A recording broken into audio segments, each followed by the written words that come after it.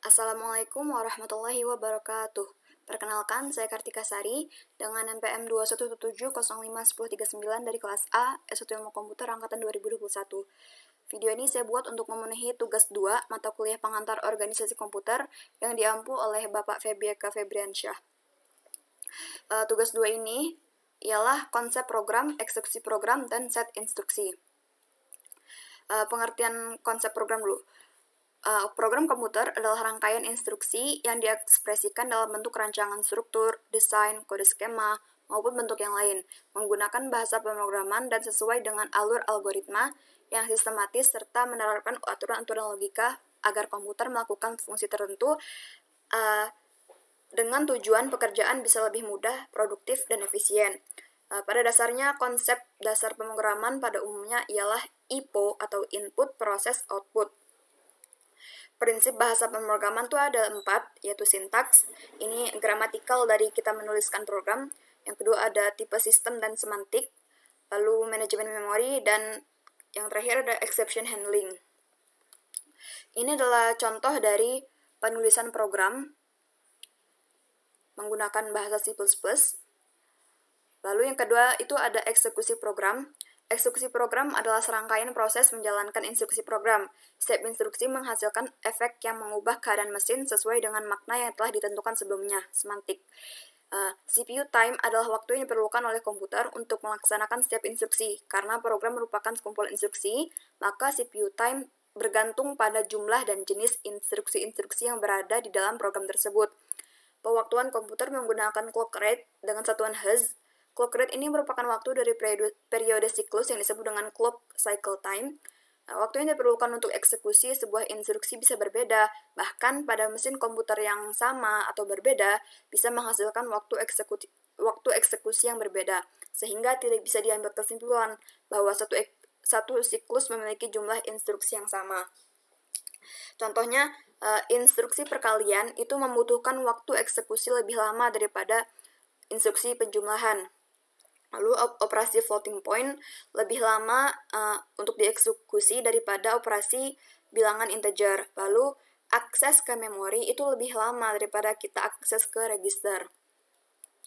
Mesin komputer dikatakan memiliki kinerja lebih baik jika total waktu eksekusi lebih pendek dibandingkan komputer lainnya. Lalu kalau proses eksekusi program itu yang pertama kita buat dulu program sehingga dihasilkan source code seperti tadi. Lalu source code itu kita akan run dan compile di text editor. Lalu setelah di-compile, compiler akan mengeksekusi program kita sehingga bisa tampillah output dari program yang kita buat seperti ini. Seperti yang ini program tadi. Nih, penjumlahan pengurangan gitu kan. Lalu yang ketiga itu ada set instruksi. Set instruksi adalah kumpulan fungsi yang dapat dieksekusi di CPU. Set instruksi sering disebut sebagai bahasa mesin atau machine code karena berbentuk biner.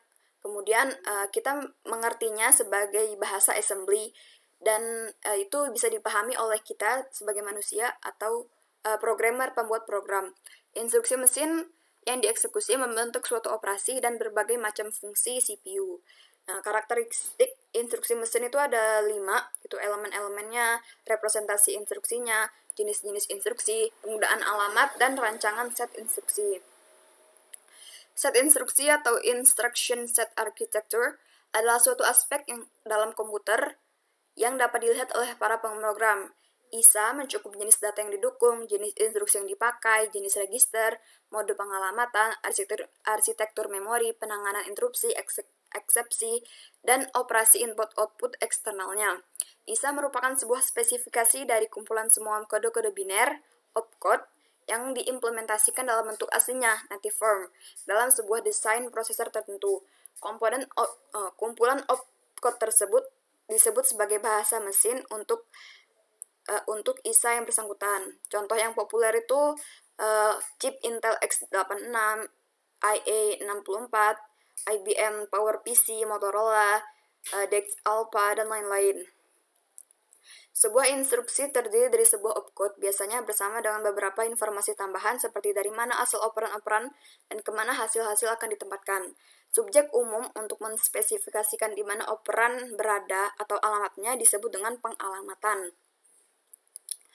Lalu ada elemen instruksi mesin. Untuk dapat dieksekusi, CPU suatu instruksi harus berisi elemen informasi yang diperlukan. Apa saja elemennya? Pertama itu ada opcode atau operation code. Itu spesifikasi operasi yang akan dilakukan itu berbentuk kode biner. Lalu kalau ada operan atau source of operand reference, itu input dari operasi kita. Lalu ada result operand reference, result ya hasil berarti keluaran. Lalu ada next instruction reference.